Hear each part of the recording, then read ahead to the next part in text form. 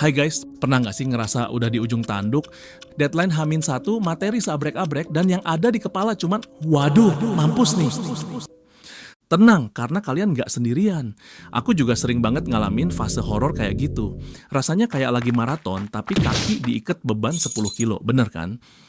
Nah, daripada nangis di pojokan sambil ngitungin rambut rontok, mending kita putar otak.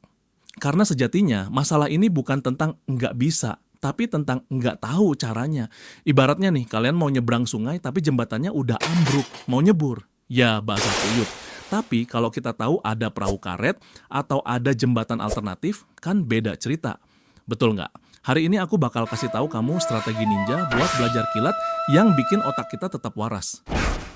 Muka bonyok kena lele, nyok kita mulai. Stay tune.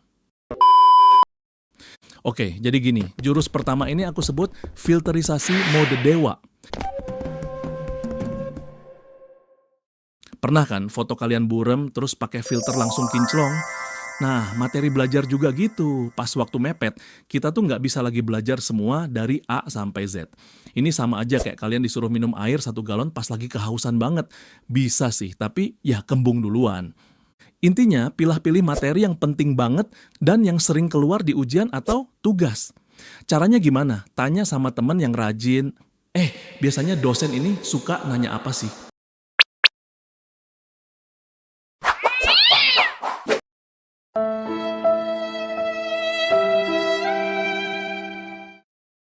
Atau lihat soal-soal tahun lalu. Trust me, dosen itu suka ngulang pola.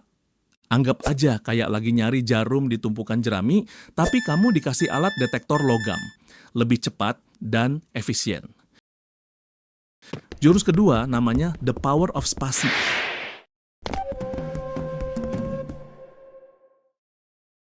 Maksudnya bukan spasi keyboard ya guys, tapi spasi dalam artian jeda. Nah, ini dia nih yang sering dilupain.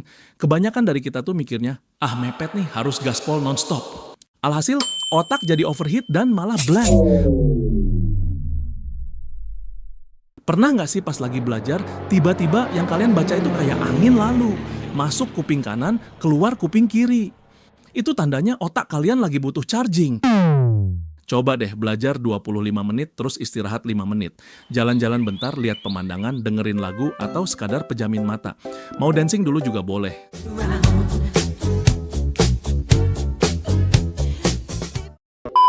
Kenapa 25 menit? Karena attention span manusia rata-rata cuma segitu. Lebih dari itu, otakmu mulai ngelamun mikirin yang aneh-aneh. Jurus ketiga ini paling sakti, sistem petani pintar. Bayangin gini, kalau petani mau panen banyak, mereka nggak cuma nungguin doang, kan?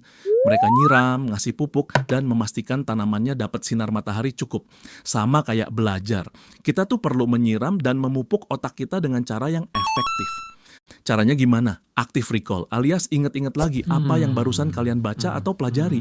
Jangan cuma baca doang. Setelah selesai satu bab, coba tutup bukunya, terus ceritain ulang pakai bahasa kalian sendiri. Kalau ada yang lupa, baru deh intip lagi. Ini kayak lagi main tebak-tebakan sama diri sendiri. Coba deh, tadi apa ya intinya? Semakin sering di-recall, semakin kuat memori itu nempel di otak. Jurus keempat, ini penting banget, main guru-guruan.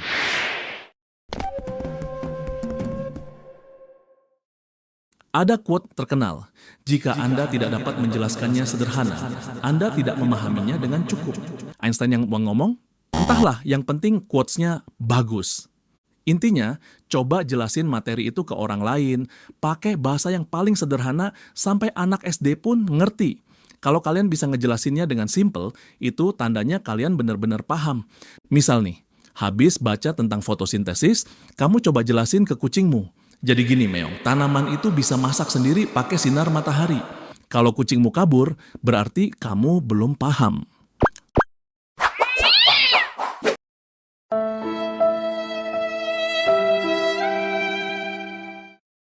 Oh ya, kalau nggak nemu kucing, tembok pun bisa jadi alternatif. Jurus terakhir, tapi yang paling penting, ubah mindsetmu. Jangan bilang, aku telat belajar, pasti gagal. Tapi bilang, aku punya waktu terbatas, jadi harus super fokus. Research menunjukin sedikit stres yang disebut eustress justru bikin performance-mu naik kayak atlet sebelum lomba, nervous tapi excited. Jadi embrace the pressure, kamu lagi dalam survival mode dan manusia itu paling kreatif pas dalam kondisi survival. Bonus tip cepet, hack environment-mu. Matiin semua distraction, HP airplane mode atau dikasih ke emak. Air conditioner dingin dikit biar nggak ngantuk, cahaya terang. Snack healthy di sebelah, bukan keripik yang bikin ngantuk. Terus pakai baju yang nyaman, tapi tetap proper. Jangan pakai piyama, nanti otakmu mikir ini waktunya tidur. Jadi inget ya, waktu mepet itu bukan akhir dari segalanya. Justru itu jadi tantangan buat kita jadi lebih kreatif, lebih fokus, dan lebih ngerti cara kerja otak kita sendiri.